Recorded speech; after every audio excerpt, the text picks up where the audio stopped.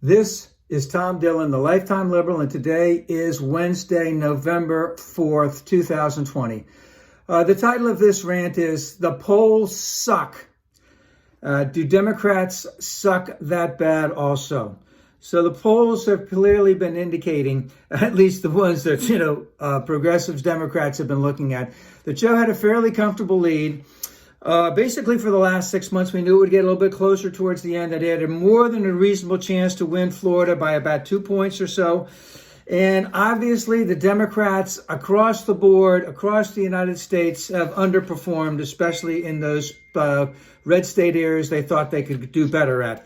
And I also want to point out, in the last 2 weeks or so, I've read some stuff. Can you believe what you read anymore? Is that some of these people on the progressive websites had indicated that they had seen a number of the internal polls, and again, that it clearly indicated that Joe had a clear path towards victory. Maybe he'll get it, maybe he won't. But the problem is the Democrats have underperformed.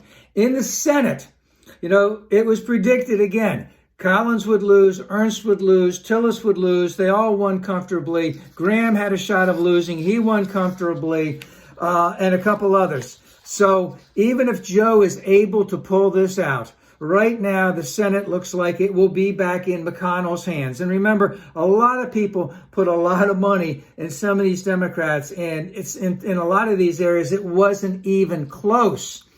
And with the Senate being in the Republican hands, we will have, gridlock is not the correct word, we will have a nothingness, a nothing burger for the next 2 full years. Because let's just say a Supreme Court justice just happens to pass away unexpectedly. If Biden's, McConnell will not bring a vote up to the Senate to replace that Supreme Court justice.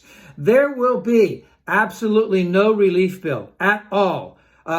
There will be, there'll be a relief bill if you can get it that favors the Republicans. There will be no comprehensive immigration reform. There will be no global climate change brought about. No increase in the minimum wage. No increase in, assessments to the very, very wealthy and corporations, et cetera, et cetera, et cetera.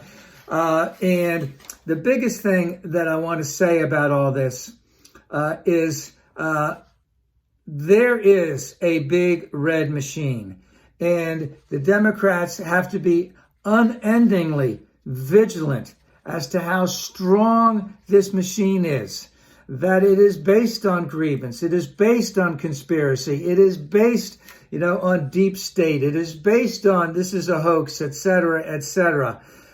And that the Republicans did have a very strong get out the vote campaign, which Democrats kind of poo-pooed. They said, Trump doesn't have any money left. But they got out the vote.